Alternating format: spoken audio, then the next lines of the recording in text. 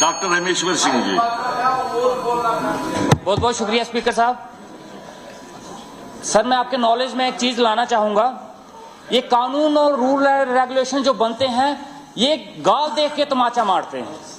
जिसकी गाल मुलायम होगी उसको सहला दिया जाएगा और जो गाल गरीब की होगी उसको जोर से खींच के तमाचा पड़ता है।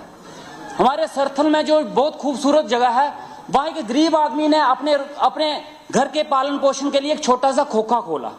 रूल एंड रेगुलेशन की गाड़ियां वहां पहुंच गई और रातों रात उस गरीब आदमी का खोखा उठा के फेंक दिया गया। लेकिन वहीं पे उसी जगह पे 75 कनाल जगह जो वाइल्ड लाइफ के अंडर आती है और यहां पे आप परमानेंट कंस्ट्रक्शन नहीं कर सकते, वहां पे 5 स्टार होटल बनाने के लिए वो बाहर के किसी आदमी को दे दी गई। अगर यही जगह वहां लोकल आदमियों को दी जाती कि छोटी छोटी कंस्ट्रक्शन की जाए और वो अपना रोजगार चलाए और होटल चलाए, तो मुझे लगता है वहां के लोगों को फायदा होता। लेकिन रूल एंड रेगुलेशन का तमाचा है, गाल देख के पड़ता है। और जनाब, आज मैं रोड्स की बात करना चाहूंगा। हमारे वहां पे एक रोड है देहरी गला टू धमान, जो मोस्ट इंपॉर्टेंट रोड है, 5 किलोमीटर का स्ट्रेच है। अगर ये बन जाता है तो हमारा 50 किलोमीटर का जो सफर है वो कम हो जाएगा बिलावर और कठुआ जाने के लिए। मैं चाहूंगा कि मंत्री साहब इसके ऊपर थोड़ा सा गौर करें। इसके साथ साथ भंडार टू रोड है जो हिमाचल के साथ कनेक्ट होता है, और दूसरा है संदरून टू भंडार। ये 2 रोड ऐसे हैं जो हमारे जम्मू कश्मीर को चंबा के साथ कनेक्ट करेंगे। तो मैं चाहता हूं कि इसको इंपॉर्टेंस दी जाए।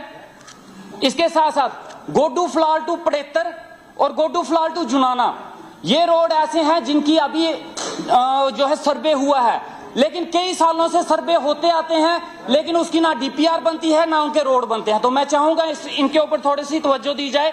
और जनाब, जो रोड बनते हैं उनकी क्वालिटी चेक करने के लिए कुछ ना कुछ प्रावधान किए जाएं, क्योंकि जो रोड्स बनते हैं और जो उनके बाउंड्री वॉल्स बनते हैं वो एक ही बारिश में सारे के सारे निकल जाते हैं। ना तो रोड का पता चलता है और ना उन डंगों का पता चलता है।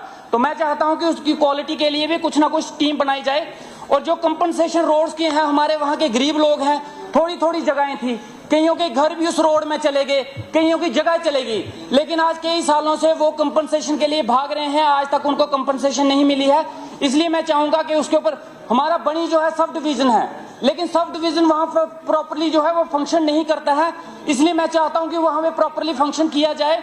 हमारे एक बहुत बड़ा देवस्थान है जिसको जोड़े माता बोलते हैं, लेकिन आज तक वहां पे रोड नहीं पहुंचा पाए और ना वहां आज तक रोड पहुंचा है। मैं मंत्री साहब के नॉलेज में लाना चाहूंगा कि वो बहुत इंपॉर्टेंट श्राइन है और वहां पे रोड जो है वो पहुंचाया जाए। और इसके साथ साथ एक छत्रकला टनल है सर हमारा, जो टनल भद्रवाह के साथ जोड़ता है और कश्मीर जाने का सबसे शॉर्टेस्ट रास्ता होगा।